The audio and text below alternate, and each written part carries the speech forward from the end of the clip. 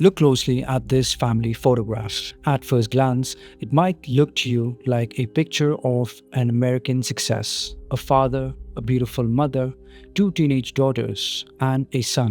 The father, James Kahler, was also a respected engineer, earning a six-figure salary as a city utilities director.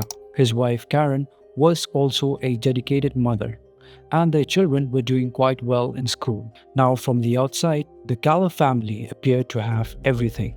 But behind the doors of their comfortable home, the family was starting to fall apart.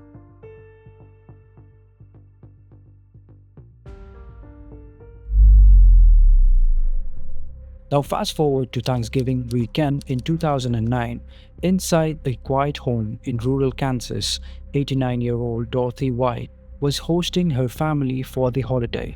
Karen was also there with her three children, Emily, Lauren, and 10-year-old Sean. In what should have been a peaceful family gathering, instead, Craig Kahler arrived carrying a gun. Within minutes, the house descended into complete chaos. Karen, Emily, Lauren, and Dorothy were all shot dead, yet one person was left alive.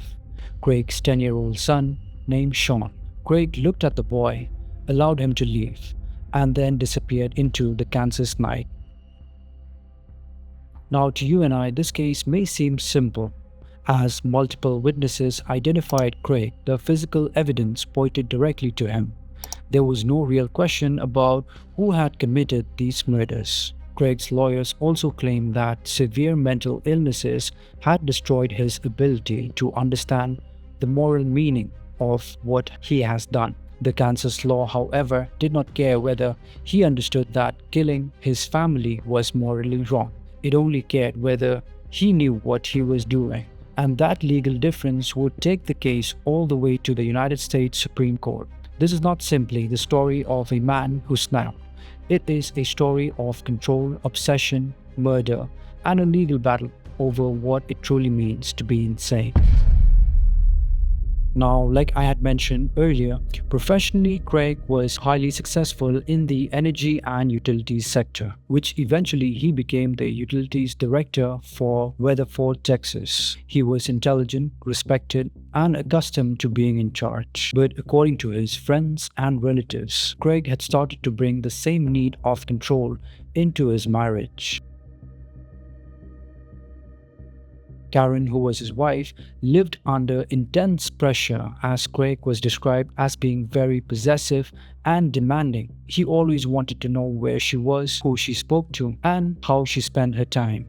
And so by 2008, Karen had reached her limit. She wanted independence. She wanted a life beyond the rules Craig had created around her. And when she began a relationship with another woman, Craig saw it as a humiliating rejection. To him, the marriage was simply not ending, but his entire sense of power was collapsing, and arguments inside the home grew more frequent and more disturbing. The children were also trapped in the middle of all this as the relationship worsened. Then came the dreadful day. In January 2009, Karen filed for divorce. She moved out with the children, taking Emily, Lauren, and Sean with her. That separation became the turning point as Craig did not respond by accepting the end of the marriage. Instead, he became consumed by it. He studied the divorce papers, followed Karen's movements, and obsessed over the life that she was building without him. As days passed, his mental health worsened, and he fell into severe depression. His behavior became increasingly unstable,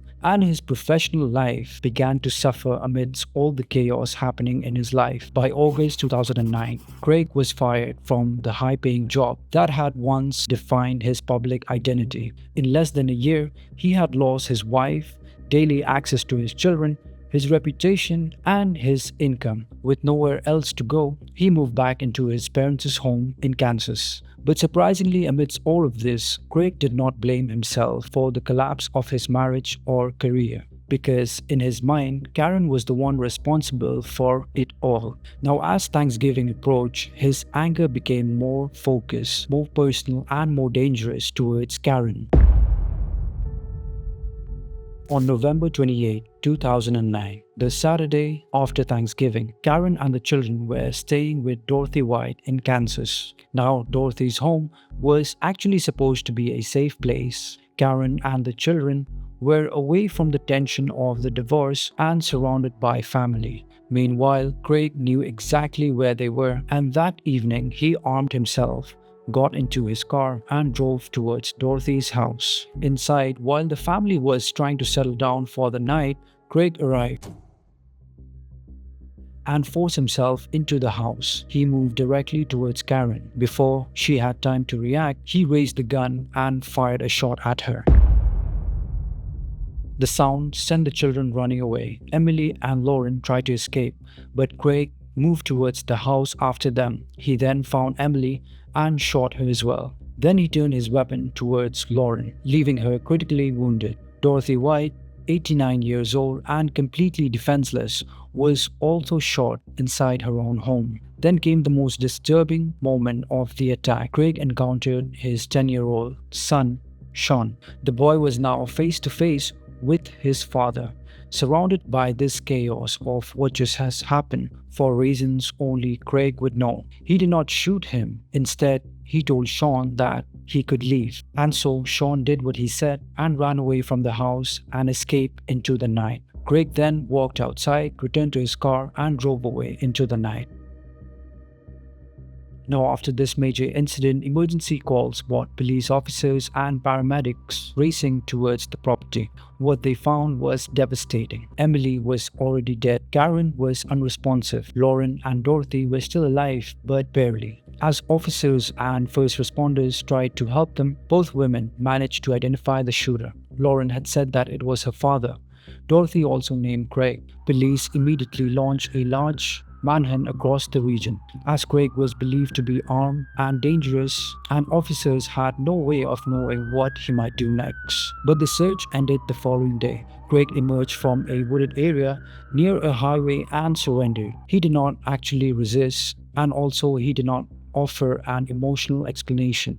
Now, the evidence against him was quite overwhelming. Sean had seen him inside the house. Lauren and Dorothy had named him before they died. Also, the forensic evidence tied him to this scene. Now, the question was no longer whether Craig had killed them in that night. The question was whether his mental state could excuse what he had done to them.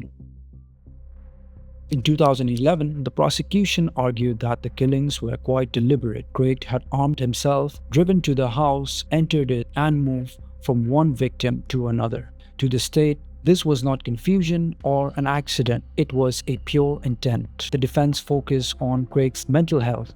Psychiatric experts testified that he had suffered from severe depression along with narcissistic, obsessive, and paranoid personality traits. His lawyers argued that the collapse of his marriage, career, and identity had pushed him into a profound psychological breakdown. According to the defense, Craig had become so mentally ill that he could no longer control his actions or understand their moral meaning.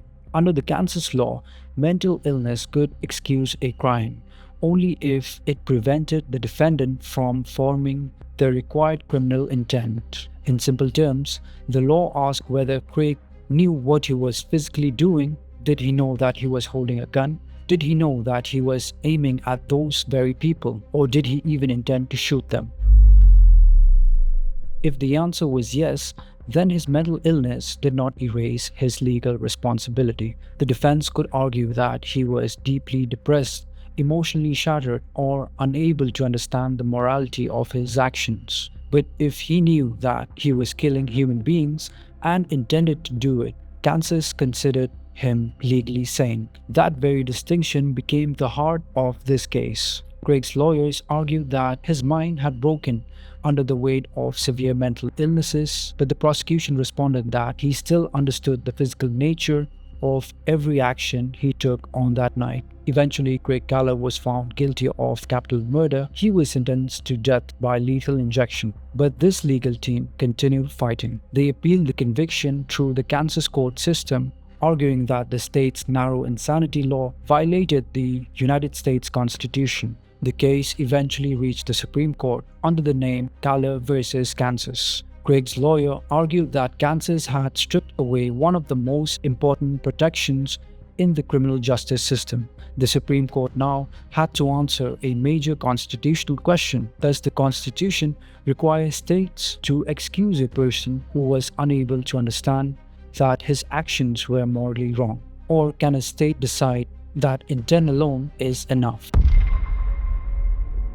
On March 23, 2020, the Supreme Court issued its decision. By a vote of 6-3, the court ruled against Craig Kahler. Writing for the majority, Justice Eleanor Kagan explained that the Constitution does not force states to adopt one specific definition of legal insanity. The court also said that states have a broad authority to shape their own criminal laws and decide how mental illnesses affects guilt. Kansas was therefore allowed to focus on intent. If a defendant knew what he was doing and intended to commit the act, the state could hold him criminally responsible, even if mental illness prevented him from understanding that the act was morally wrong. They argued that the ruling abandoned centuries of legal tradition, allowing states to punish people who lack genuine moral understanding. But nevertheless, Craig Kahler's conviction and death sentence remained in place. But the legal debate can never erase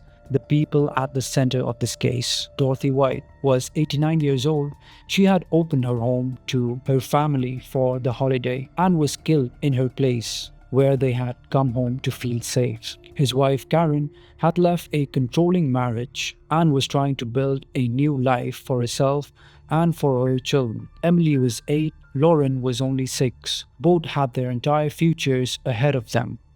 And Sean was only 10 years old when his father spared his life, but took almost everyone he loved. He survived the attack, but survival did not mean escaping its consequences. He was left to grow up with the memory of that night and the knowledge that the person responsible was his very own father. Now, the story of Craig Kahler is often discussed because of the Supreme Court ruling it produced. But even before it became a constitutional case, it was a family tragedy. It was a story about control, entitlement, and a man who refused to accept that his wife and children could build a life without him. Craig, who had once appeared to be the very perfect example of success, he had the education, a respected career, a high salary, and a loving family as well.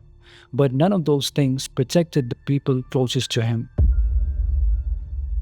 Sometimes danger does not look chaotic from the outside. Sometimes it wears a suit holding an important job and lives inside a very comfortable home. Behind every famous legal case are real people whose lives cannot be reduced to court arguments alone. Dorothy, Karen, Emily, and Lauren, 4 members of one family, gone on a single night, and one child left behind to carry the weight of what had happened. Thank you so much for watching. If you believe the victim should remain at the center of stories like this, leave a comment below, subscribe to the channel, and I will see you guys on the next video. Bye for now.